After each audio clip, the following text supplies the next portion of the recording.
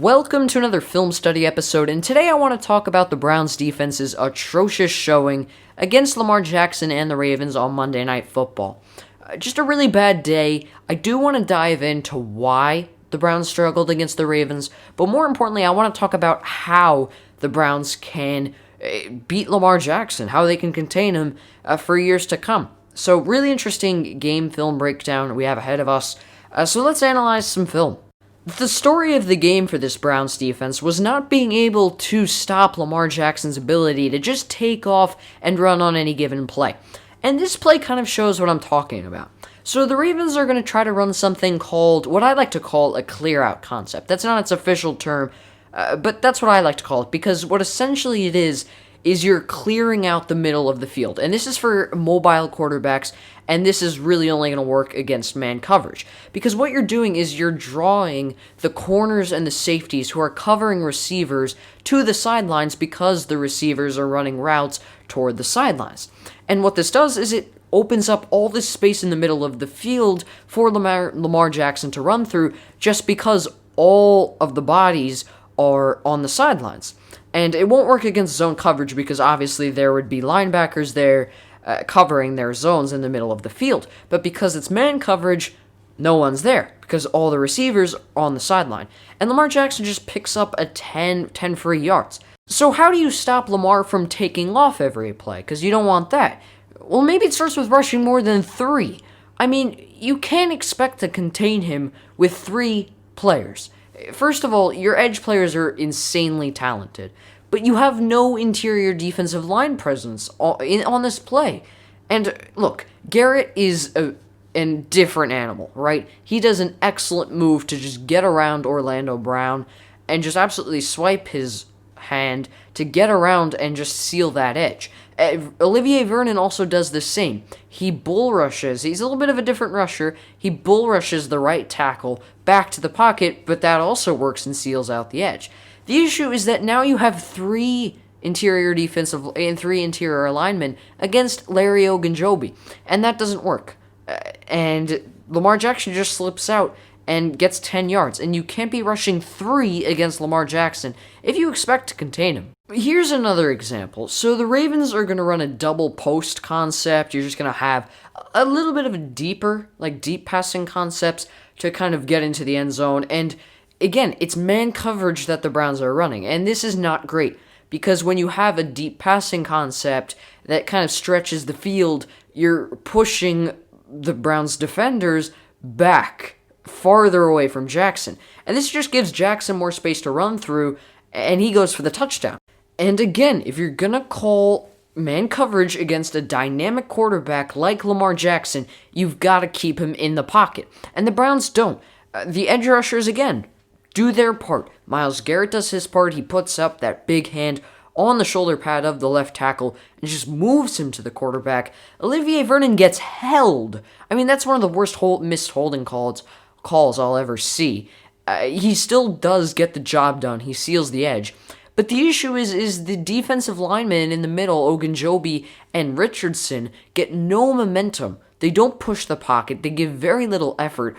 And Bradley Bozeman in the center absolutely just stonewall him. And then Jackson just runs in for a touchdown. I believe that Richardson and Ogunjobi, the defensive linemen, are liabilities for this defense, especially against a guy like Lamar Jackson, because you have edge rushers that can really seal a pocket, but you need consistent ability from your interior linemen to really push the pocket and kind of squeeze a guy like Jackson, who will struggle if he's forced to stay in the pocket. But the Browns' defense did have some good plays. Take this play on 2nd and 10. Early in the second quarter, the Browns are going to go zone coverage, so they're looking at the quarterback now, and they're also going to rush 4. And what's really different about this play is, 1, the zone coverage. The Browns did not run enough zone coverage because in zone, the defenders can look back at the quarterback. That is very important. And 2, you have good penetration among all defensive linemen. You've got the edge rushers sealing off the edge so Lamar cannot bounce outside. And you have Ogunjobi and Richardson really making their presence seen and felt in the middle of that defensive line. And it's very important because when they do turn it on, Ogunjobi and Richardson, they're very tough to stop. It's just a matter of having that play-to-play consistency that sometimes isn't always there. But on this play, they get the sack because of just the whole swarming. And when this defensive line is on and when it's all functioning, it's really tough for a guy like Lamar that thrives so much on his escapability when he's forced to make a throw from the pocket. So here's another positive play for the defense. The Browns are going to run man coverage, and still, it won't matter because of the way the defensive line can play if they play as a whole and they all play at a high level. Because on this play, Larry Ogunjobi does a great bull rush in order to collapse the pocket that diverts Lamar's eyes to outside the numbers. And that is huge because Lamar Jackson is not an accurate passer by any stretch of the imagination, and he's especially worse throwing outside the numbers. He's very comfortable throwing to Andrews wide open in the middle of the field, but when you put a defensive tackle that's bull rushing and collapsing the pocket, he cannot stand there head first and throw the ball down the field. He automatically looks for an escape, which is throwing outside the numbers, and it results in an incompletion.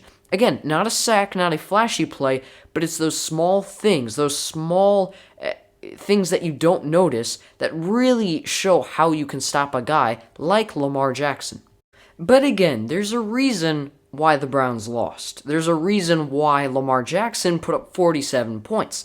The defensive line was just far too inconsistent. Here's a perfect example. The Browns are going to rush 4, and the issue is that, again, the defensive line, interior-wise, does not get enough pressure. It does not collapse the pocket. Lamar is able to scan the middle of the field perfectly and just dump it off to Andrews for a nice 7-yard gain. And that happened a lot in this game. Dump-offs to the short middle areas of the field, just simply because the interior defensive line just couldn't generate enough pressure, and the Browns in general ask too much of their edge players, Garrett and Vernon, to make up for this subpar interior defensive line play. The Browns' defense is definitely a work in progress. And no, Joe Woods should not be fired. He has worked with absolutely nothing this season. Myles Garrett has played, but he's been out for 2 games. Ward and Harrison have been out and off the field. Greedy Williams and Grant Delpit, 2 projected starters in the secondary, have both not touched the field this season.